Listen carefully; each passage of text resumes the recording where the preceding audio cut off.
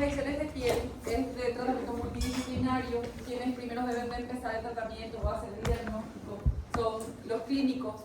Cuando estas progresan en capas más profundas de la piel, hablamos ya de aponeurosis, de músculo, ya el tratamiento es quirúrgico. En las primeras etapas, epidermis, dermis, es solamente de tratamiento médico, antibiótico, a no ser de que haya un compromiso vascular de la piel, que yo tenga necrosis de piel, entonces ahí sí también es de tratamiento quirúrgico. Entonces, es multidisciplinario el tratamiento. El diagnóstico es fácil porque lo hacemos ya directo en la inspección, pero la verdad que los pacientes tardan mucho en venir a consultar.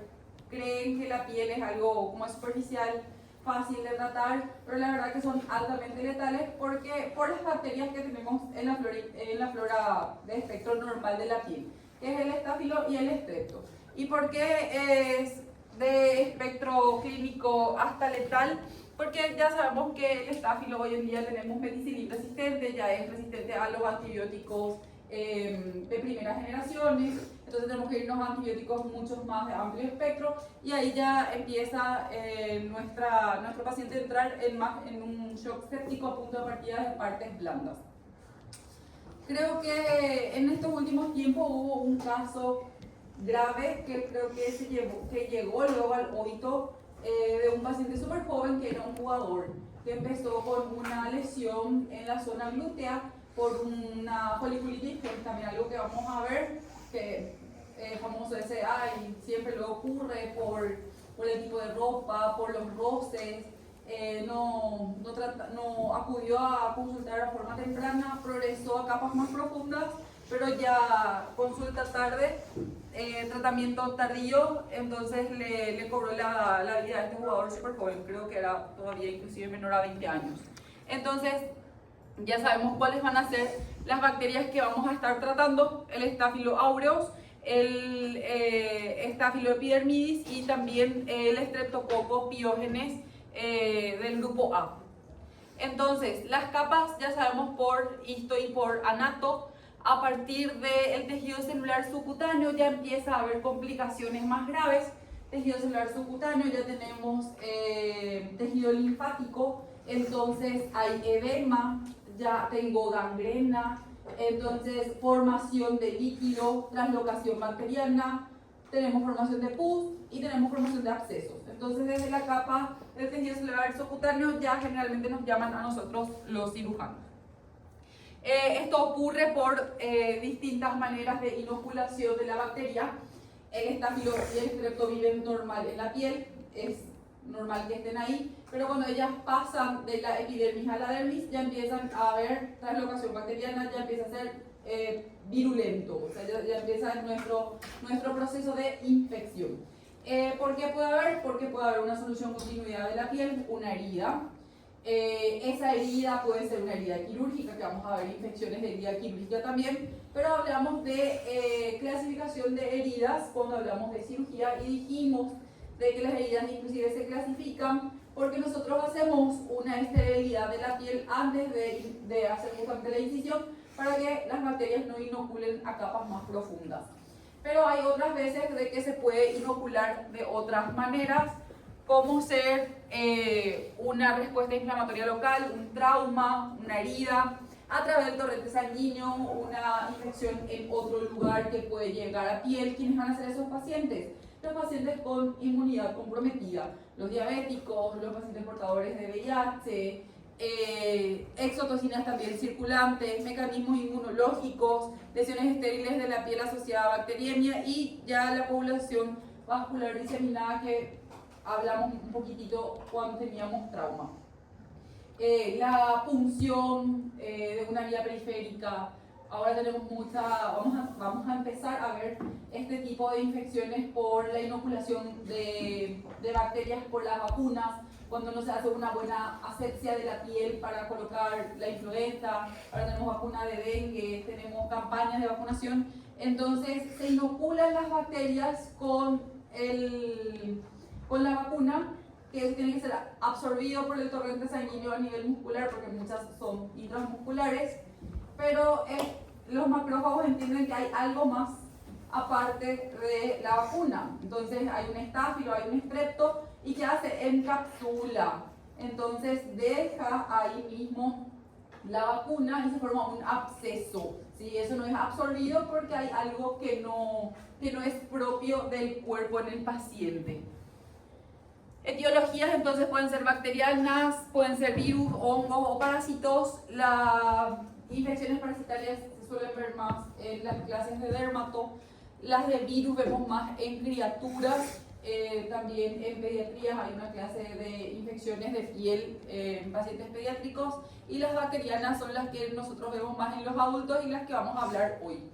Ya hablamos, bacterias más frecuentes, Staphylostrepto. No es normal la Pseudomonas aeruginosa, eso quiere decir que ya es un paciente que estuvo internado, ya tuvo una vía periférica por el cual pudo tener la inoculación o una vía venosa central. Y las enterobacterias, la piel, las infecciones de piel pueden estar en cualquier parte del cuerpo.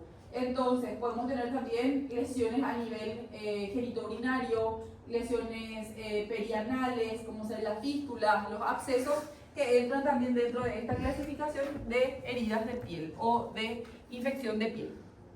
Tenemos que clasificar nuestras infecciones de piel en primarias y secundarias con necrosis y sin necrosis. Sin necrosis, tratamiento clínico, antibiótico, seguimiento por el clínico, se complicó, necrosó, hay algo que quitar, entonces es de tratamiento quirúrgico.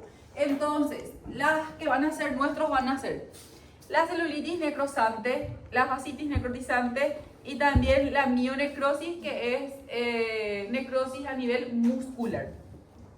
Entre las secundarias con necrosis podemos tener mordeduras, vemos muchas mordeduras de serpiente en ofilismo. En alacrán no tanto, pero también nos piden a nosotros una interconsulta por otro motivo, que es el dolor del paciente para poder hacerle una anestesia. Infección de herida quirúrgica, que sí nos compromete a nosotros, es nuestro, lo vamos a hablar con detalle. Infección del pie diabético, que también es de tratamiento multidisciplinario. Generalmente le pedimos primero al traumatólogo que haga el tratamiento del mismo, pero si estamos en un centro en donde no hay especialista, entonces recae sobre el cirujano. Y las infecciones por úlceras por presión, que también es del cirujano. Entonces, de entre las entidades primarias y las que son clínicas, el impétigo, el ectima, la forunculosis, la celulitis, la erisipela, la piomiositis y la fascitis necrotizante. La celulitis dijimos que va a ser nuestra si está necrosada. La piomiositis también va a ser nuestra porque tenemos que drenar la secreción purulenta pio-pus, mio-músculo. Y la fascitis necrotizante, que también tenemos que debridar todo el tejido necrótico. El impétigo, el ectima, la foliculitis, todo el tratamiento clínico. Entonces, el impétigo y el ectima se caracterizan por unas pápulas que tienen ampollas y luego estas se convierten en unas costras mielicéricas, tienen color así medio beige, parece como de la miel. Entonces a eso se refiere el nombre. Generalmente vemos más en criaturas, es de una infección bacteriana.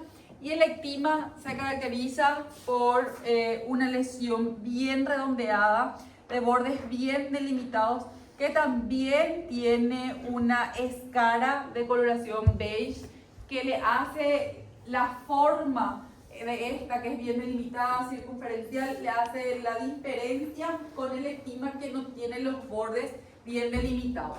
Estas pueden ser únicas o múltiples, generalmente son múltiples y tienen predominio de localización. Se le parece mucho a la infección viral de las criaturas de mano, pie y boca. En el mismo lugar aparece el ectima.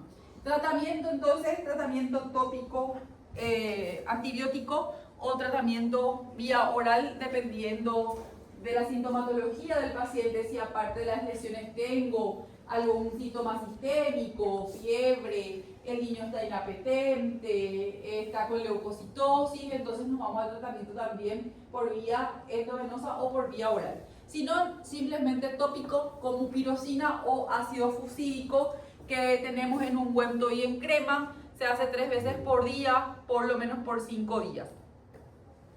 La foliculitis, que es la patología en que nuestros amigos siempre nos mandan una foto y nos preguntan qué le puedo tomar, qué le puedo hacer, porque si bien es pequeño, ¿verdad? Molesta, duele, incapacita, se caracteriza por una pequeña pústula, una pequeña papulita que tiene una sobreelevación purulenta de bordes eritematosos y muy dolorosa en la palpación. Lo que ocurre es un proceso inflamatorio a nivel del folículo piloso y es mucho más frecuente en cuero cabelludo, glúteos y miembros. También se caracteriza por aparecer en zonas de presión, áreas de los genitales. También tiene mucho que ver, como dijimos al inicio, por la ropa ajustada, por falta de oxigenación justamente de los folículos pilosos. En zonas en donde hay pacientes también que tienen sudoración profusa, sobre todo en las axilas y en la zona genital. Entonces, en zonas donde hay sudoración profusa, también tenemos formación de folículos o inflamación de folículos, que es la foliculitis. Tratamiento, otra vez mismo, mupirocina, ácido fusídico y por último cefalexina, amoxi, ácido clavulánico y por último eritromicina. Luego tenemos los quistes epidermoides. Los quistes epidermoides tenemos glándulas productoras justamente de queratina. Cuando se forman o cuando esta queratina no es mandada, no es excretada por la glándula, queda retenida en la glándula y se forman estos quistes. Estos quistes tienen la característica de tener una pequeña boquita tratando justamente de salir al exterior y también tiene una cápsula. Entonces, este quiste también se inflama, también tiene una zona eritematosa, es dolorosa a la palpación y puede llegar hasta el tejido celular subcutáneo, hasta capas o comprimir también la capa muscular. Entonces, molesta porque duele y sobre todo también por estética el paciente consulta. Tratamiento quirúrgico, exéresis del quiste. ¿Qué tenemos que tener en cuenta con este tratamiento quirúrgico? Como tiene una cápsula, la cápsula debe de ser extirpada. Si no se extirpa la cápsula completa, porque ¿qué es lo que hacen algunos? Como tiene una boquita, le amplía la boquita, aprietan como si fuera un acné y se retira el material o el quiste, la queratina dentro del quiste. Cuando esto baja de tamaño, entonces se le dice al paciente que ya está curado. Pero como la cápsula no ha sido extirpado, esto vuelve a regenerarse.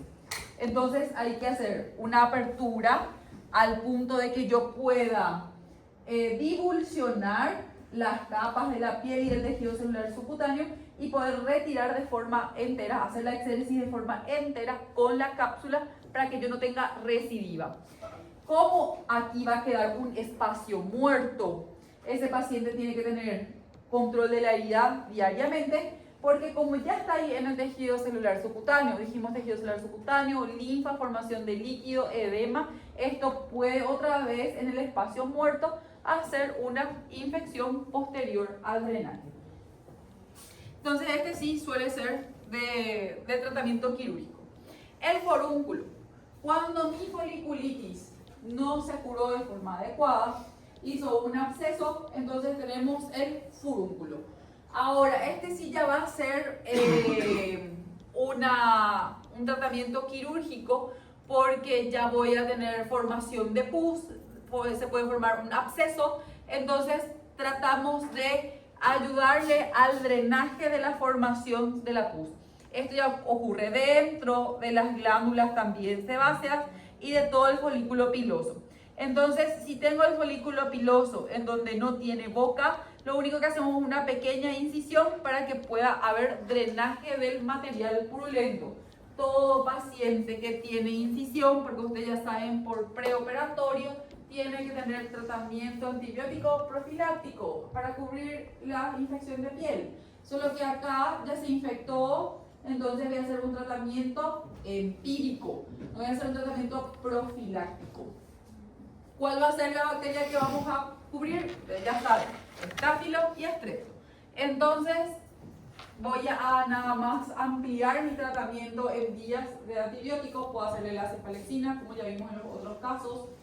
De preferencia, cuando tienen estos tipos de pacientes, traten de usar la cefalexina de 1 gramo. Porque si utilizan la cefalexina de 500 miligramos, tienen que hacer cada 6 horas. Y el paciente difícilmente se adhiere al tratamiento, porque tiene que tomar cada 6 horas y ya se olvida luego de uno de por ahí, y entonces el tratamiento no es muy eficaz. Sin embargo, si es de 1 gramo, es cada 12 horas, el paciente se acuerda de tomar sus medicamentos. O traten de elegir antibióticos que tengan que utilizar menor veces al día. Amoxi, por ejemplo, también puede utilizar cada 12 horas. Entonces el paciente se adhiere. Porque la furunculosis es el paciente que no se cuidó bien o no se curó bien de su foliculitis. Entonces ya hubo un fracaso de tratamiento antibiótico. Tienen que rotar antibióticos si ustedes ya utilizaron un antibiótico previo. El carbúnculo o anthrax ya es una infección que compromete varios folículos pilosos. Entonces, ¿cuál va a ser la característica? Una lesión mucho más grande en diámetro que compromete varios tejidos pilosos. Entonces va a tener varias bocas, ¿sí?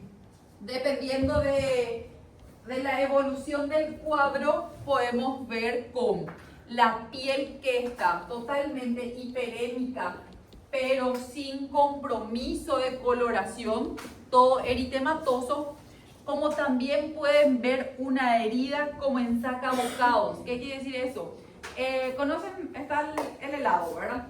Cuando agarran la cuchara del helado y ustedes empiezan a quitar el helado, se forma un cóncavo, pero así, van quitando el helado de varias partes, ya no se queda más una zona lisa, sino que todo con cóncavos. Bueno, así pueden ver también en los casos que ya son mucho más de días de evolución y pueden comprometer la coloración de la piel, pueden encontrar ya una coloración con piel necrótica. Este paciente sí ya es nuestro, porque tenemos que entrar a debridar. Y como son varios folículos pilosos los que están comprometidos, yo no voy a ir a retirar solamente el que está mayoritariamente comprometido. Y al resto no le voy a hacer pequeñas incisiones para que pueda drenar la pus, sino que voy a hacer una sola incisión y voy a retirar toda la piel y todos los folículos pilosos que están comprometidos y darle un tratamiento definitivo al paciente, ¿sí? Entonces es un tratamiento que ya necesita de ser evaluado en quirófano con una anestesia, con un bloqueo. Si es que creemos que la anestesia local no va a ser posible, porque donde hay zonas de infección, anestesia que no agarra porque son tejidos inflamados, nervios inflamados, torrente sanguíneo, entonces hay que tener un mayor cuidado en agarrar, colocar la anestesia y al colocar la anestesia inocular la bacteria en el torrente sanguíneo o en capas más profundas. Entonces por eso siempre hacemos en zona totalmente de la piel limpia y optamos ya por una anestesia que es un bloqueo que es de mayor envergadura o de mayor, ¿cómo les voy a decir? De mayor anestesia en cuanto a longitud o en áreas que afecta la anestesia. El tratamiento depende si esa formación de pus, ese acceso de varios folículos está indurado, está duro como una mesa, entonces yo tengo que ablandar y tengo que hacer de esa pus algo líquido para poder drenar. Entonces hacemos la colocación de compresas calientes y luego nos vamos al tratamiento quirúrgico, que es el debridamiento. Y siempre consigo a la par, todo junto, comienza el tratamiento antibiótico. cefalexina, amoxis, y si ya el paciente recibió varias dosis o el paciente es inmunocomprometido, entonces podemos hacer clindamicina. Ahí tenemos, podemos inclusive combinar antibióticos, podemos hacer clindametro si pienso que hay un anaerobio, si hay gas, si crepita la piel del paciente, entonces metronidazol. Podemos hacer también una asociación de ciprofloxacina con clindamicina, y en pacientes que ya estuvieron internados, que ya recibieron antibióticos, entonces nos vamos directo a la vancomicina, que es para estafilometil resistente. La erisipela y la celulitis. Entonces, una infección superficial y difusa de la piel. La erisipela abarca netamente la epidermis y la dermis. Sin embargo, la diferencia con la celulitis es que la celulitis ya llega al tejido celular subcutáneo. Entonces, acá también ya dijimos tener necrosis y podemos tener absceso. La diferencia entre los dos, principalmente en la clínica, radica en la forma de la presentación. La celulitis tiene bordes irregulares, afecta generalmente solamente una zona, miembro inferior, miembro superior, hay calor, hay rubor, hay dolor. En la erisipela vamos a ver que mayor frecuentemente afecta los miembros inferiores, y vemos más en gente que trabaja en la ganadería, en la agricultura, con un antecedente de picadura de algún insecto o que se clavó con una espinita de alguna planta.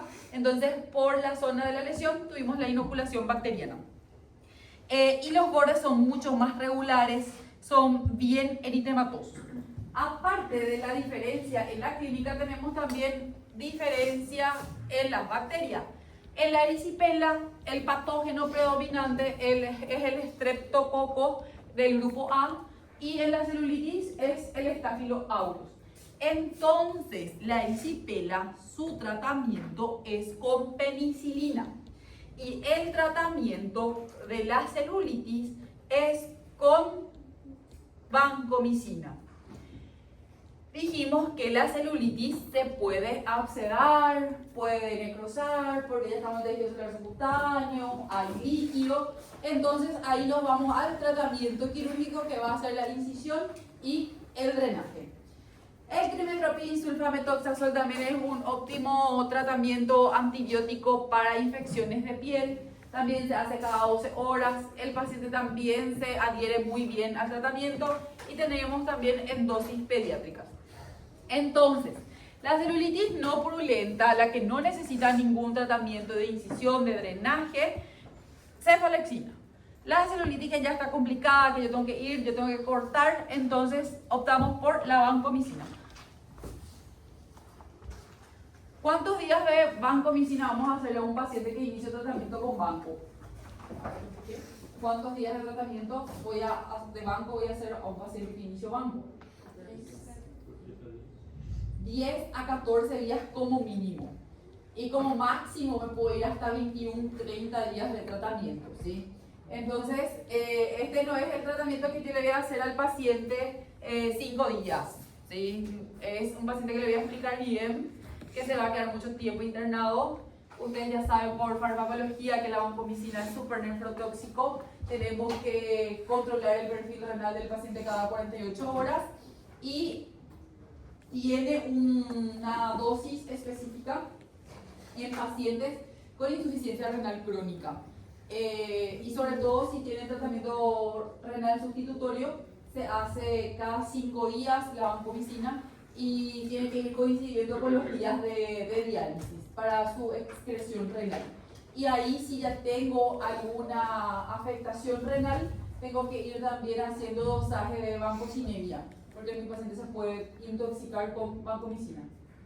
Todo paciente que tiene celulitis ya entra con banco. No. Solamente si está abscedado y si vas a hacer un tratamiento quirúrgico. Si no está abscedado, entonces como primera opción te da ahí la cefalexina, o un tratamiento de cefalosporina primera generación. O la combinación, como que les dije, como si es ahí gas, metro, clinda, metro, cipro, clinda, y después banco. Por último, banco. Ya pensando en estáfilo resistente, banco. Bueno, entonces, el rol del cirujano es en la celulitis descartar una colección. La erisipela difícilmente tenga colección porque dijimos que es dermis, epidermis, dermis. Signos de alarma que tengo que tener en cuenta o que tengo que buscar yo como cirujano es un dolor desproporcionado, a pesar de que ya se inició el tratamiento antibiótico, el paciente sigue progresando la lesión, no hay como un stop en el frenado de la progresión de la lesión. Presencia de ampollas, flictenas o equimosis, ya hay hematomas en la zona de la celulitis, quiere decir que hay compromiso vascular, que eso va a necrosar, que tengo que abrir, que tengo que debridar. Crepitación a la palpación, que quiere decir que hay gas. Si hay gas, hay alguna bacteria productora de gas, cuidado con la pseudomonas también, ¿sí? Si el paciente ya estuvo infectado o ya estuvo internado. Y la inestabilidad hemodinámica, porque si estoy ante un paciente con gas, con inestabilidad hemodinámica, estoy hablando de una sepsis a punto de partida de partes blandas. Tengo que retirar el foco para que el antibiótico pueda hacer el efecto. Si no retiran foco, difícilmente el paciente se cure. La piomiositis. Hace rato hablamos de necrosis muscular, también miomúsculo, formación de un absceso de pus a nivel del músculo. El grupo o la bacteria que va a ser el agente causal va a ser el Staphylo aureus en el 90%. Acá sí ya estamos hablando de una capa profunda. Músculos tienen mucha vascularización, quiere decir que la bacteria va a salir del músculo, se va a ir al torrente sanguíneo, me va a causar una bacteriemia generalizada. Entonces acá ya le tengo que estudiar más a mi paciente. ¿Qué quiere decir eso? Que sí o sí hay que hacerle un método auxiliar de imagen para poder detectar la presencia de gas, para poder detectar la extensión y los grupos musculares que están afectados. Aparte de eso, voy a buscar si tengo una afectación sistémica. ¿Cómo voy a buscar si tengo una afectación sistémica? ¿Cómo sé si la bacteria ya está en el torrente sanguíneo? Hemocultivo. Tengo que hacer hemocultivo por 2 para poder ver si yo tengo también una afectación. Entonces, obtener una imagen, tomografía es lo que más rápido tenemos, pero el método auxiliar siempre o el estándar para partes blandas es la resonancia magnética, solo que más costosa, más difícil de disponer. Con la tomografía también ya lo pueden hacer. Y puedo hacer una ecografía de partes blandas. Si es profundo, no. Tomografía. Ecografía de partes blandas es para infecciones superficiales. Epidermis, dermis, tejido celular subcutáneo. Para capas más profundas, tomografía. Entonces, recomendable obtener hemocultivo, cultivo del absceso y iniciar acá sí de manera empírica ya vancomicina. ¿Por qué? Va a ser estáfilo y ya estamos en una zona profunda con alto riesgo de bacteriemia. Entonces, acá sí de una banco. ¿Qué quiere decir que le vamos a hacer? Que le vamos a hacer vancomicina a este paciente y que va a recibir antibiótico por 21 días y es nefrotóxico y también puede complicarse con una flebitis. Entonces, si el paciente está en clínica médica, le van a llamar más lo igual si o si al cirujano. ¿Por qué? ¿Qué van a pedir? Para poder hacer un acceso venoso central, para poder hacerle su antibiótico por varios días, ¿sí? Necesita una vía calibrosa, porque si no cada 3 días le va a ir cambiando su vía periférica, va a llegar un momento en que el paciente ya no va a tener vía periférica. Entonces, drenaje temprano lo más rápido posible. Si se puede de forma percutánea, aspirado, cultivo y después del cultivo tratamiento dirigido. Porque nosotros empezamos tratamiento empírico con vancomicina. Si persiste el foco después de hacer el drenaje, la aspiración, tenemos que ir viendo el tratamiento de debridamiento abierto y siempre a la par del drenaje, sea percutáneo o abierto, siempre tratamiento antibiótico por largo tiempo. Fascitis necrotizante. Estamos ya ahora en un poquito más profundo, nos vamos entre la superficial y la profunda, la capa que es la fascia, ¿sí? Cuando tenemos compromiso de fascia solemos tener también un compromiso muscular. Este es el paciente que para nosotros es una urgencia quirúrgica. Este es el paciente en que no va a haber antibiótico que haga efecto si es que yo no retiro toda la porción, a un debridamiento de toda la porción que está comprometida. Entonces, ¿cómo va a estar este paciente?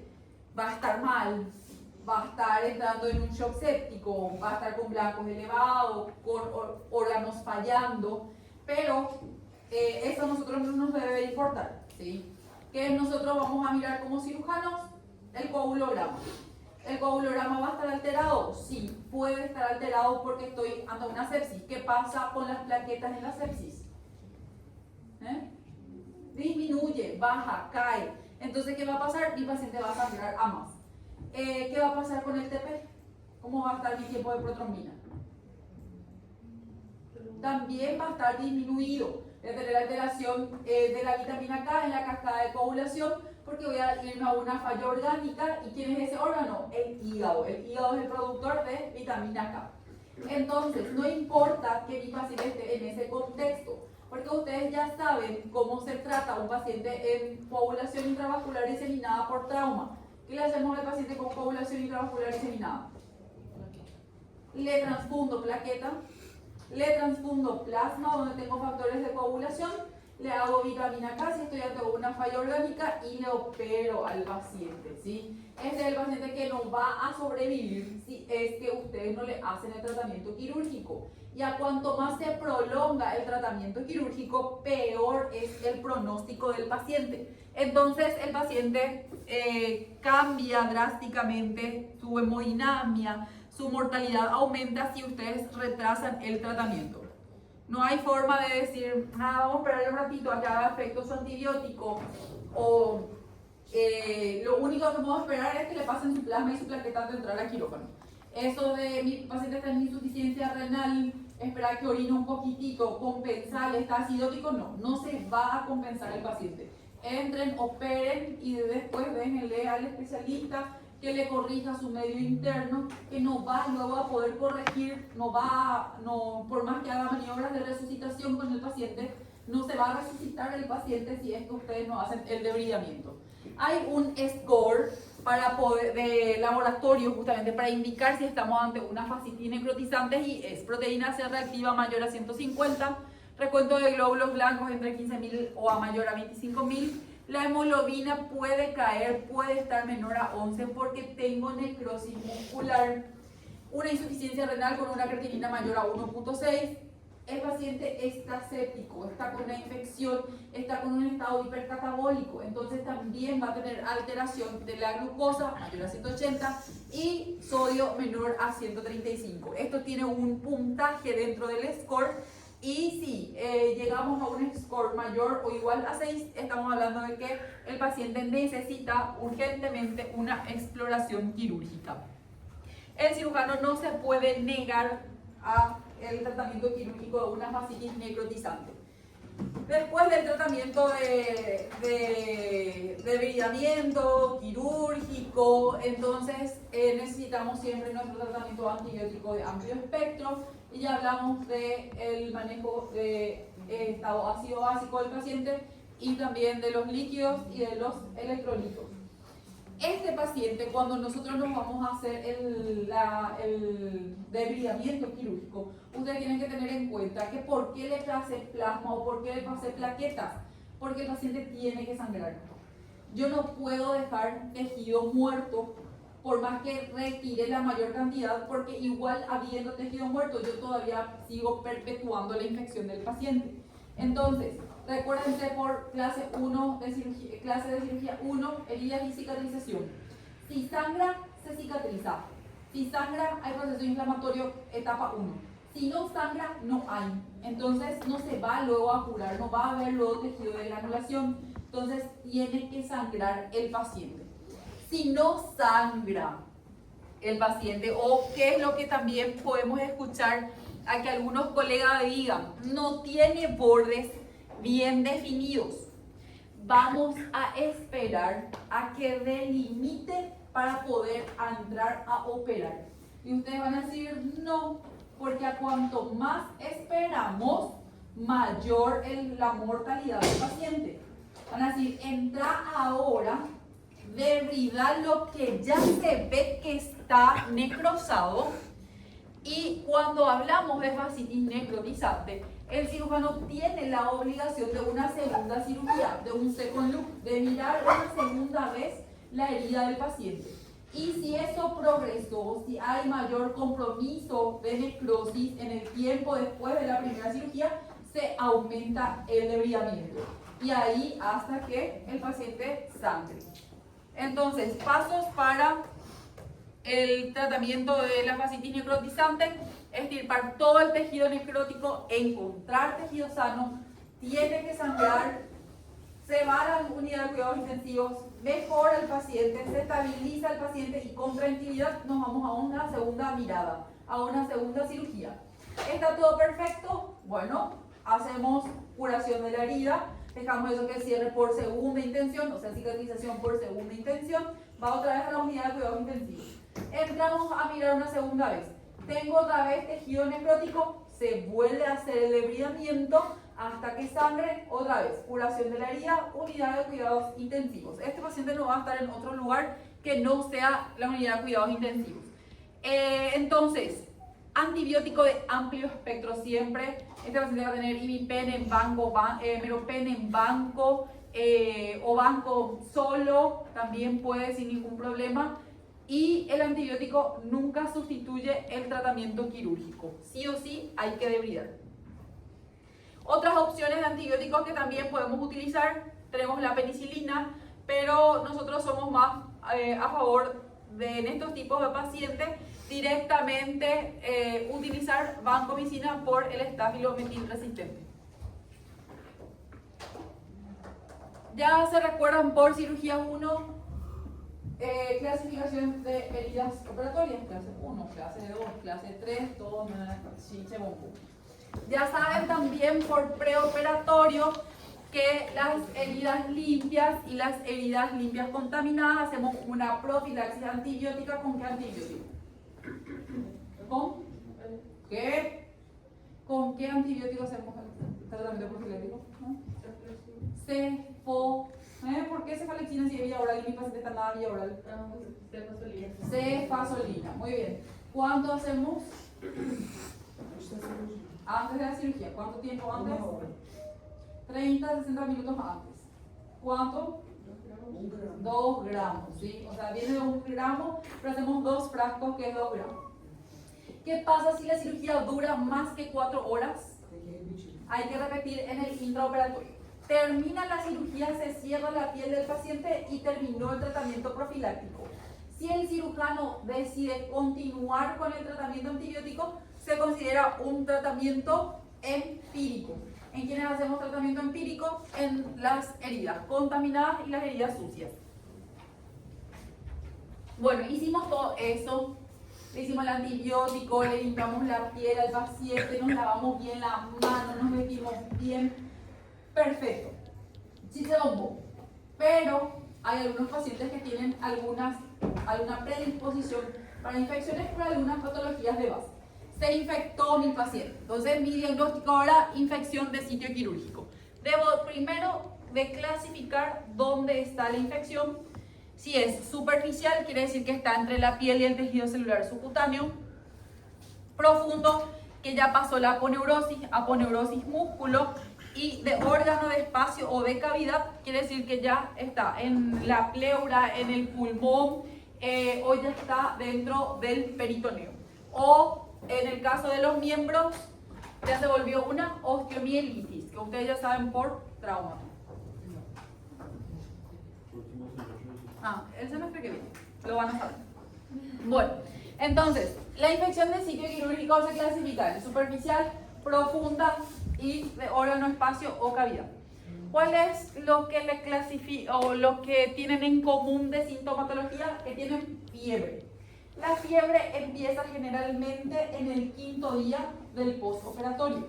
Cuando tenemos fiebre en el 5.º día postoperatorio, primero pensamos en infección de sitio quirúrgico. Si tengo fiebre en las primeras 24 horas postoperatorias, ¿en qué pienso? ¿Cuál es mi complicación? Pulmonar, atelectasia, ¿sí? Si tengo fiebre en las 48-72 horas, de donde pienso que es el foco urinario.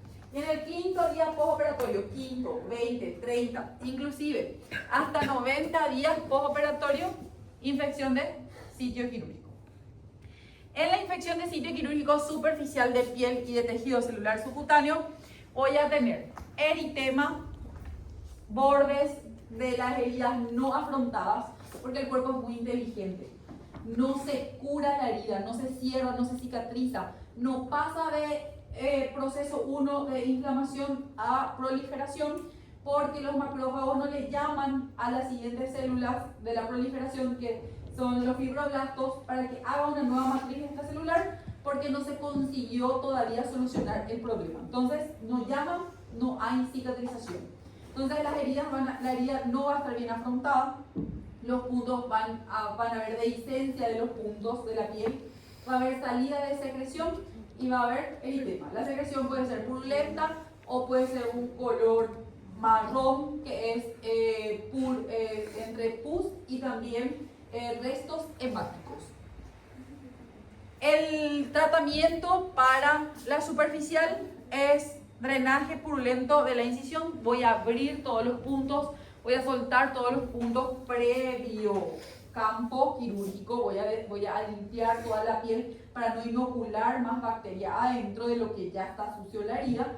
Y es lavado profuso, lavado a chorro de suero fisiológico. ¿Para qué? Para que se pueda ir todas las bacterias. Así como ustedes abren la canilla y se lavan las manos, bueno, van a abrir la canilla, pero no abren la canilla porque tiene que ser estéril el agua.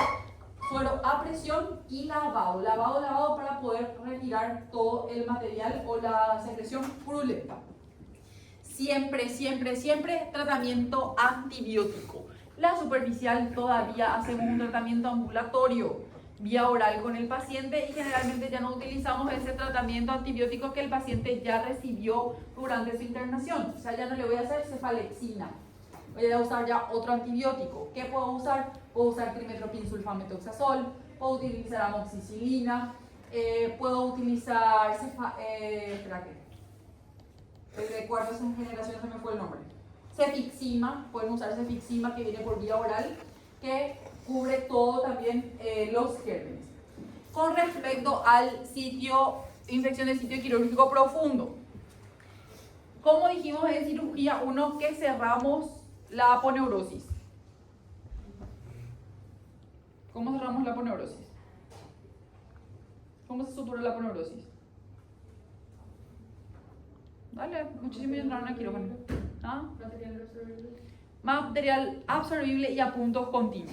Como es a puntos continuos, es un punto que tiene tensión, que tiene fuerza, entonces no permite prácticamente que el material purulento drene al exterior. Entonces voy a tener una tumoración, voy a tener dolor a la palpación en la herida operatoria, pero no voy a tener salida de secreción purulenta. Generalmente el diagnóstico lo hacemos ya con métodos auxiliares de imagen. Acá sí necesitamos una ecografía de partes blandas de la zona en donde está la incisión. Y podemos evaluar la cantidad de líquido purulento. Dependiendo de la gravedad, el primer tratamiento que siempre ustedes tienen que pensar para su paciente es la mínima invasiva. Vamos a hacer desinfección de la piel, punción ecoguiada y aspiración. Tratamiento antibiótico. Puede ser por vía endovenosa si el paciente tiene blancos elevados, está con fiebre y tiene algún daño sistémico, le interno al paciente.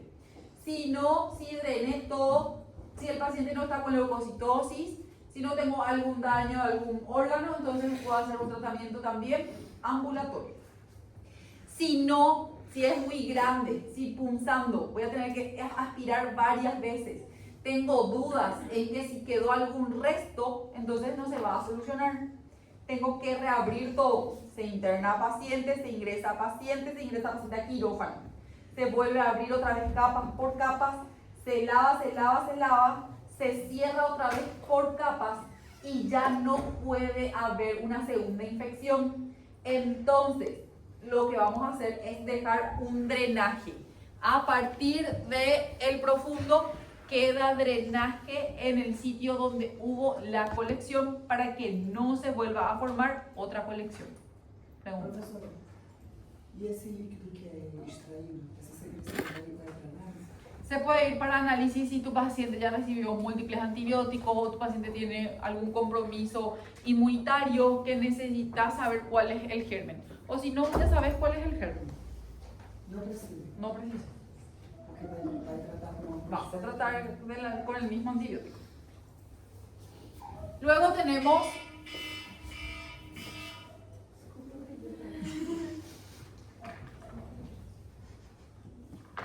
salí más afuera. Sí. Bueno, luego tenemos la infección de sitio quirúrgico de órgano, de espacio o de cavidad. Este es el paciente que es mucho más difícil de diagnosticar porque como está adentro, nosotros no vemos nada. ¿Cuál es la única clínica que va a tener el paciente? Fiebre. Siempre que tenemos un paciente postoperatorio con fiebre, piensen en una infección de sitio quirúrgico de cavidad. Van a mirar la herida del paciente, va a estar intacta, va a estar lindo, va a estar bien curado. Pero el paciente les va a decir, sí, era una cirugía de tórax, les va a decir que está con dificultad respiratoria o que tiene un dolor de tipo pleurítico por la formación del absceso, va a respirar, le va a dar un dolor de tipo puntada. Si es una infección de cavidad, el paciente va a tener una sensación de plenitud, va a comer poco, no va a tener hambre, se va a saciar rápidamente. Entonces, si tiene algún síntoma sistémico y fiebre, piensen siempre en una infección de cavidad. Entonces va a ser síntomas sistémicos y vamos a hacerle también un método auxiliar de imagen. Y acá uno más cruento que va a ser la tomografía con contraste. De tórax, de abdomen, del miembro afecto del cuello de la cabeza, de donde el paciente se haya hecho la cirugía. ¿Para qué? Para poder ver la extensión y para poder plantear el tratamiento quirúrgico. ¿Cuál va a ser otra vez el tratamiento quirúrgico? El mismo que el profundo. Si está en una zona de declive, Morrison, esplenorenal, Douglas, entonces puedo hacer punción. Si está interasas y no pueden hacer punción porque van a punzar las asas, va a ser laparoscopía para lavado o laparotomía para lavado. Igualito que el profundo. Dejan drenaje siempre para que no se vuelva a formar. Ya se toma muestra de cultivo y ya se dirige el antibiótico sí o sí. Entonces, de infección de órganos y de espacio, lavado y con drenaje siempre.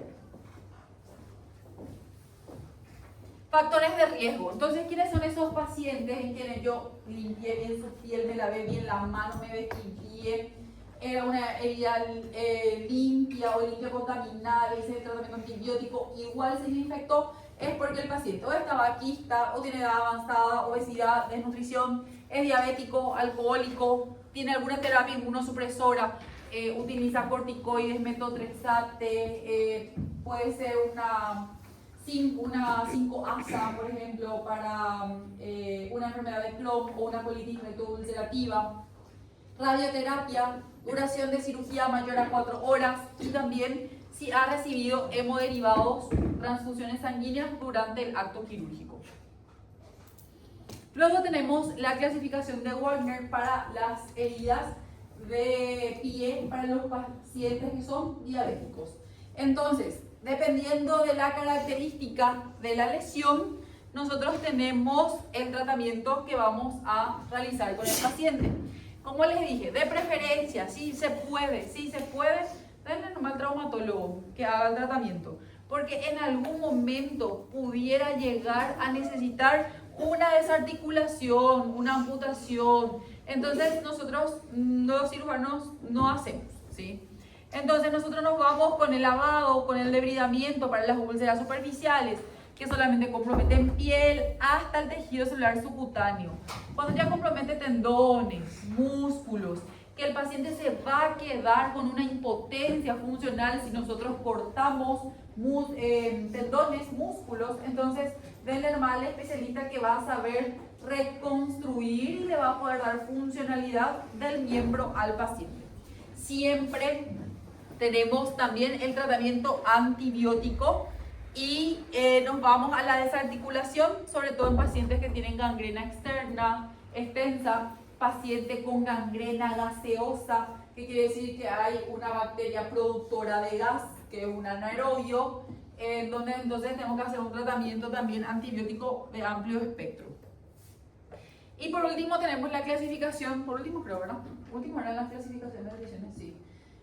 De lesiones por presión, que son los pacientes encamados crónicos. Zonas de presión tenemos la zona del occipital, la zona sacra, la zona de los talones y también raras veces vemos a nivel del codo.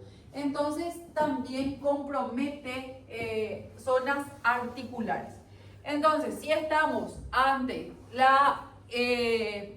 el comprometimiento de la piel, epidermis, dermis, estamos ante la etapa 1 y todavía no hacemos ningún tratamiento quirúrgico de debridamiento. Hacemos tratamiento de la piel, cuidado de piel, humectación de la piel. Podemos usar lo mismo que usábamos en quemaduras, la sulfadiazina de plata. Usamos también parche coloide como una segunda capa de piel para el paciente. Cuando ya entramos en la etapa 2, ya hablamos de compromiso del tejido celular subcutáneo. Y ahí ya tenemos problemas. Por lo que les expliqué, tejido celular subcutáneo, ya tengo tejido linfático, ya hay formación de líquido, ya hay formación de absceso, ya hay necrosis. Entonces ya nos vamos a un tratamiento quirúrgico de debridamiento. Este tipo de lesiones, las lesiones de presión, a cuanto más temprano ustedes le hacen el tratamiento de debridamiento, si estamos en una etapa 2, no en la etapa 1, 2, 3, 4, se regenera más rápido. Porque ¿qué van a hacer ustedes? Ustedes provocar la cicatrización del paciente. Entonces ustedes van a ir a debridar, van a hacer que sangre y el paciente se va a curar. Entonces etapa 2, etapa 3 cuando ya tengo afectación muscular, etapa 4 cuando ya tengo afectación ósea. Muscular ya puedo tener en miembros, sobre todo en la región sacra, compromiso sobre todo también de los ligamentos del sacro y del hueso del sacro. Talón, también rápidamente compromiso óseo, hay que cuidar mucho eso porque le va a llevar al paciente a una osteomielitis. Y occipital vemos con menos frecuencia de que las sacras y las del talón. ¿Pregunta? Diga. ¿No? Oh, ese es el problema. Entonces, para la próxima semana la entrega, inflamatorio, aneurisma y infecciones. ¿A quién le mandó?